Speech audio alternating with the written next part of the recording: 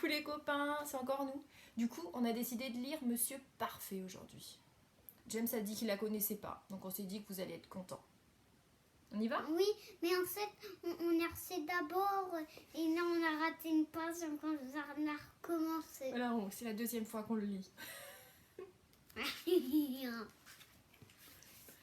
C'était une parfaite journée d'été. Et en cette parfaite journée d'été, Monsieur Parfait s'était encore mieux lavé et coiffé que d'habitude. Il était vraiment parfait, n'est-ce pas? Regardez ça comme il est beau. Oh, sa maison, elle aussi, était encore plus parfaite que d'habitude. Et plus que jamais, elle méritait bien son nom, la perle.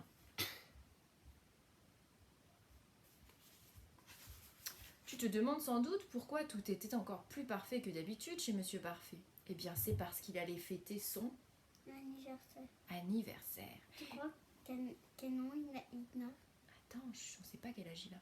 Il attendait ses invités. Justement, on frappa à la porte. C'est parfait, dit Monsieur Parfait. Ils sont à l'heure.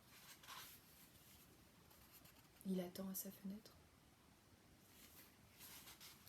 Quand il vit tous ses invités, les bras chargés de cadeaux, il leur dit « Oh, vous êtes parfaitement gentils, entrez, entrez, je vous prie. Et si vous le voulez bien, nous ouvrirons ces paquets un peu plus tard. » Tout le monde répondit « D'accord. » Tout le monde sauf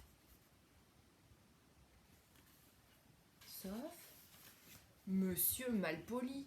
Lui, il dit « Hé, vous, l'imbécile, je n'ai pas de temps à perdre. Vous avez intérêt à ce qu'on ne s'embête pas aujourd'hui. » Crois-tu que Monsieur Parfait se fâcha? C'est Monsieur Malpoli, ça. Eh bien non, il ne se fâcha pas. Voyons, il était bien plus poli que Monsieur Malpoli. Il répondit seulement « Oh non, mon cher Monsieur Malpoli, nous ne nous ennuierons pas, surtout si nous dansons. »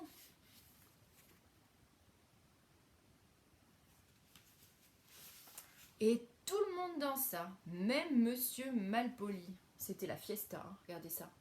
Ils dansent tous les monsieur et madame. L'ennui, c'est que Monsieur Maladroit, maladroit comme il l'était, cassa la pile d'assiettes en porcelaine. Crois-tu que Monsieur Parfait se fâcha? Pas du tout. Il dit « Ne vous inquiétez pas, Monsieur Maladroit. » Et adroit et parfait comme il l'était, il apporta vite une pile d'assiettes en carton. Ensuite, il apporta un gâteau. Il était gros, il était beau, il était parfumé et parfait, bien entendu. Il est beau ce gâteau, hein? Tu veux une cerise, James?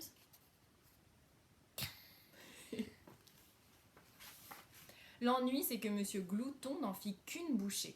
Il n'y avait plus de gros gâteaux pour les autres invités. Crois-tu que Monsieur Parfait se fâcha? Il a tout mangé, Monsieur Glouton. Ah oui, ça c'est un glouton. Hein. Pas du tout. Parfait comme il l'était, il avait tout prévu. Vite, il apporta des petits gâteaux. Tout le monde se régala, même Monsieur Parfait. Mais comme il n'était pas glouton, il n'en mangea qu'un. Un seul gâteau, c'est parfait pour lui. Regarde, c'est rigolo. Les petits gâteaux terminés, Monsieur Parfait ouvrit ses cadeaux. Il dit autant de merci qu'il y avait de cadeaux. Merci, merci, merci, merci, merci. Mais tout à coup, Monsieur Avare cria « Eh, mon cadeau, vous l'oubliez ?»« Oh, excusez-moi, dit Monsieur Parfait, je ne l'avais pas vu. » Et vite, il ouvrit le tout petit paquet que lui tendait Monsieur Avare. Et là, le tout petit paquet, là. « Oh, Monsieur Avare, dit Monsieur Parfait, vous m'avez offert un morceau de charbon. C'est adorable, c'est merveilleux, c'est trop gentil. Si j'avais su, je lui aurais offert qu'un demi-morceau de charbon, se dit tout bas Monsieur Avare.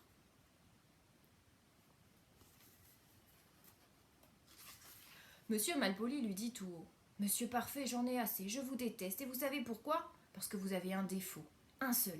Mais il est gros, énorme, insupportable. »« Lequel est-ce, s'il vous plaît ?» demanda Monsieur Parfait, toujours aussi poli. « Imbécile, hurla Monsieur Malpoli, vous n'avez pas compris, votre défaut, c'est de n'avoir aucun défaut. » Et voilà. Ouais. Histoire finie. On espère qu'elle vous a plu. Et reste là, il ne voit plus. Tu leur dis à bientôt? À bientôt. À bientôt.